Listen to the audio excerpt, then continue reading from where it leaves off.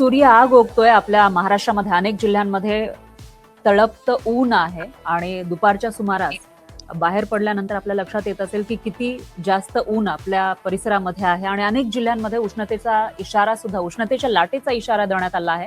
त्याच्यामुळे आता कोणत्या जिल्ह्यांमध्ये हे उष्णतेचे लाट येऊ शकते, कशा पद्धतीनं तापमान वाढू शकतं, किती डिग्री सेल्सिअस पर्यंत तापमान जाऊ शकतं आणि त्याचबरोबर त्याच्यानंतर म्हणजे ही जी उष्णतेची लाट येण्याची शक्यता आहे महाराष्ट्रामध्ये काही जिल्ह्यांमध्ये, त्याचबरोबर त्याच्यानंतर पाऊस पडण्याचा सुद्धा अंदाज वर्तवला जातो. त्यामुळे हा पाऊस नेमका कुठे पडू शकतो आणि त्याचं स्वरूप कसं असेल हे आपण समजून घेण्याचा प्रयत्न करणार आहोत आजच्या या लाईव्ह मध्ये. आणि आपल्यासोबत जोडले गेले आहेत हवामान अभ्यासक पंजाबराव डक सर. सध्या आपण पावसाविषयी तर बोलणारच आहोत. पाऊस नेमका कुठे आणि कशा स्वरूपाचा पडू शकतो हे जाणून घ्यायचंच आहे. मात्र त्याचबरोबर सध्या जे उष्णतेच्या लाटेचा इशारा आहे त्याविषयी लोकांच्या मनामध्ये एक चिंता आहे. कोणकोणत्या भागामध्ये ही उष्णतेची लाट येऊ शकेल, किती डिग्री सेल्सिअस पर्यंत तापमान जाऊ शकेल, याविषयी अनेक प्रश्न लोकांना पडताना दिसत आहेत. तर सुरुवातीला माझा प्रश्न हाच आहे की ही जी उष्णतेची लाट आहे येत्या 3 दिवसांमध्ये येईल असं सांगितलं जात आहे, तर राज्यातल्या कोणत्या भागांमध्ये येऊ शकते? आज आहे 15 एप्रिल 2026. हो. तर आणखीन उद्या 16 आणि 17 आणखीन 3 दिवस 17 तारखेपर्यंत एक नंदुरबार जिल्हा आहे, इकडं धुळे जिल्हा, अकोला जिल्हा आणि चंद्रपूर ह्या म्हणजे आणि ह्या 4 जिल्ह्यातच उष्णतेची लाट राहील. पण त्याचा पारा जवळपास 43-44 अंशापर्यंत राहील. अच्छा.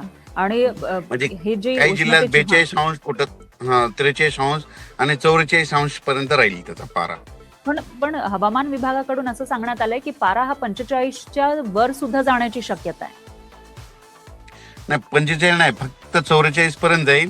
त्याच्यानंतर काय होणार आहे, 18 तारखेपासून वातावरणामध्ये बदल होणार आहे.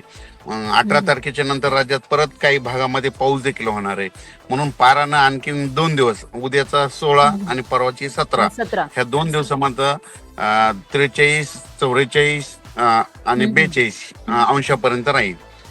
हा, म्हणजे एकूणच असं म्हणता येईल की चैत्र महिना आपला जो मराठी वर्ष आहे त्याच्यानुसार चैत्र महिना हा संपेल, त्याच्यानंतर वैशाख महिना सुरू होईल 18 तारखेपासून. तेव्हा वातावरणामध्ये बदल होऊ शकतो.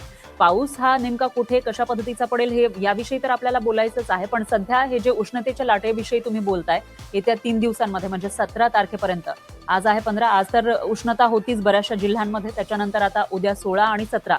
तर उद्या महाराष्ट्रामध्ये आता समजा विदर्भ आहे किंवा कोकण आहे, मध्य महाराष्ट्र आहे, त्याच्यानंतर मराठवाडा, या ठिकाणची उष्णता नेमकी किती डिग्री सेल्सिअस पर्यंत जाऊ शकते, किती ऊन तापू शकतं?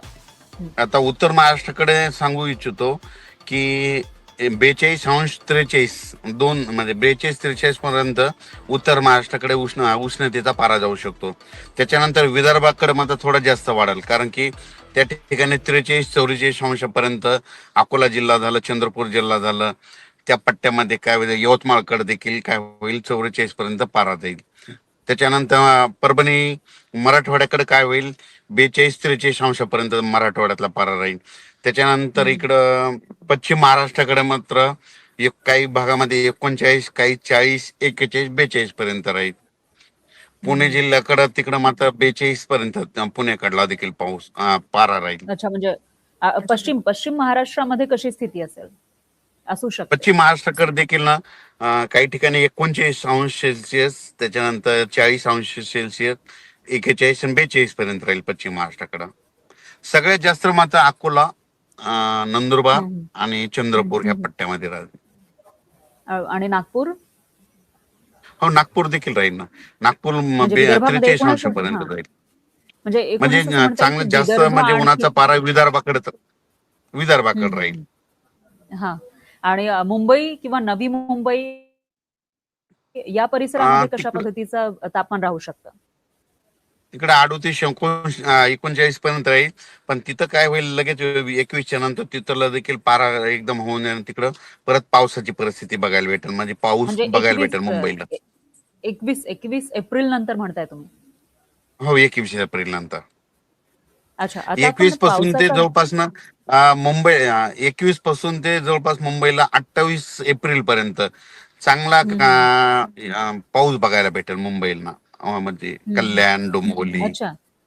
अच्छा, हो. म्हणजे मुंबईमध्ये पाऊस पडेल असं तुम्ही म्हणताय. कल्याण, डोंबिवली आणि मुंबईचा जो परिसर आहे, मुंबई हो, उपनगरांचा परिसर, इथं पाऊस मुरबाड त्या पडू शकतो परिसरात. हो. 21. मुरबाड, अच्छा.